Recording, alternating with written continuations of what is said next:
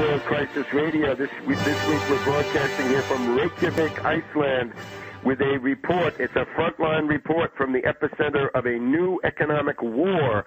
It's the Battle of the North Atlantic, except this time it's the British-Dutch combine, the Anglo-Dutch.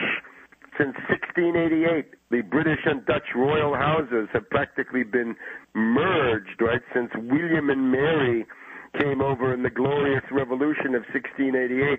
And this unity is figured forth, for example, in Royal Dutch Shell, which is the heart and soul of the World Oil Cartel. It's the flagship of the World Oil Cartel and oligopoly.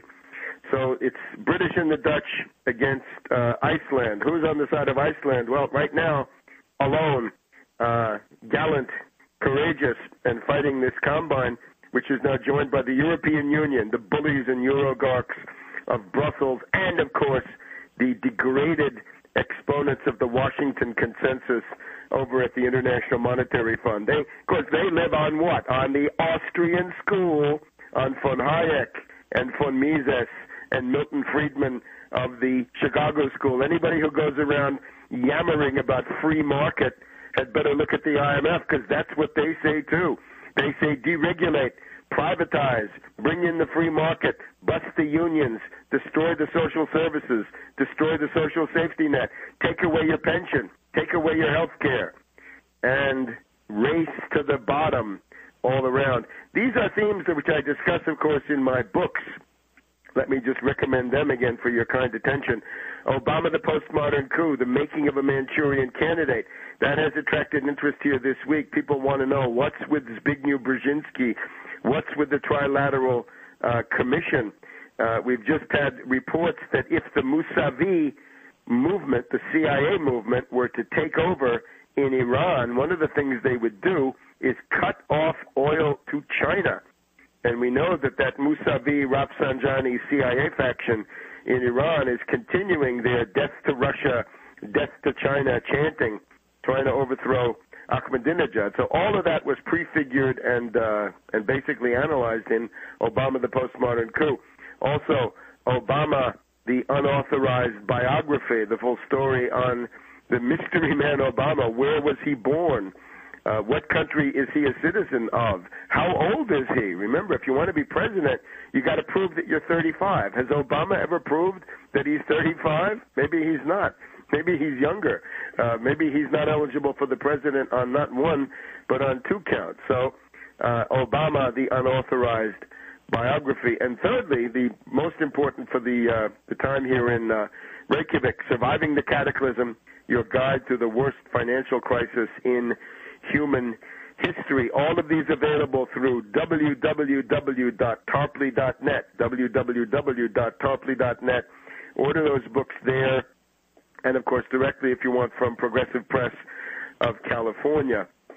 Let's just look at the Icelandic crisis now as it emerged. It's a typical case study of a small nation under economic globalization, the casino economy, the deregulated hot money speculative monstrosity that emerged after the collapse of the Soviet Union with the help of James Baker III, and then of the Clinton administration, unfortunately, with Rubin, with Greenspan, and with others. Iceland is offshore. It's offshore in the same sense that the Bahamas are offshore. So there's always the danger of the money laundromat, the dubious money coming from dubious places, or indeed dubious characters, right? Russian oligarchs may be coming into Iceland to take over some of the banks which had been public property in the public sector, then got privatized and turned into the monstrosity that we now have. Remember, there was also the yen carry trade. We talked about the yen carry trade in earlier broadcasts. The idea was that for quite a few years, you could borrow money in Japan for 0% interest, and then you could take it to various kinds of hot money paradises. That would have included emerging markets, places like Turkey, Eastern Europe, maybe Ukraine, maybe Poland, but Iceland was also on the list.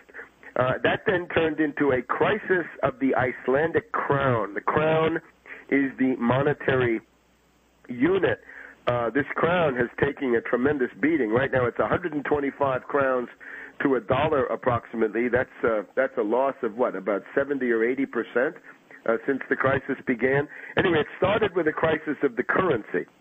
And then we had something called IceSave. IceSave, I guess, was Landsbanki opening branches of its bank in the United Kingdom and in the Netherlands and offering interest rates that were higher than other competing institutions. IceSave.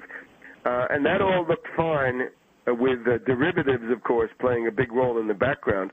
As long as the leverage was positive, everything was hunky-dory. But when that leverage turned negative, as we've seen with the derivatives bubble in general, then instead of generating super profits and hyper profits at the apex of the pyramid, you began generating ruinous, catastrophic losses. That's practically what happened to Iceland. In other words, what happened to everybody else in the world, from London to Wall Street, happened to Iceland. And here, of course, so it's very clear, 300,000 people, let's say, $12 billion gross domestic product, but a banking system that was already much bigger than that. It was a banking system that was much too big for the underlying country. When the panic began to hit, and this, of course, was not just Iceland. Remember, the Royal Bank of Scotland blew in London. Northern Rock blew back in the fall of 2007. Remember, in the fall of 2007, as we reported, Gordon Brown, Alistair Darling, and Mervyn King of the Bank of England were attempting to do the traditional British beggar my neighbor strategy. They were attempting to keep the British interest rates high, to attract hot money to London, to keep London as the capital of the world globalized casino economy. And they were hoping that the dollar would crash, and indeed that the euro would crash, and that the London-based British pound could reemerge once again as the dominant financial force in the world. Well, that didn't work. And the sign that it didn't work was the bankruptcy of Northern Rock, as we reported at the time, back in October 2007.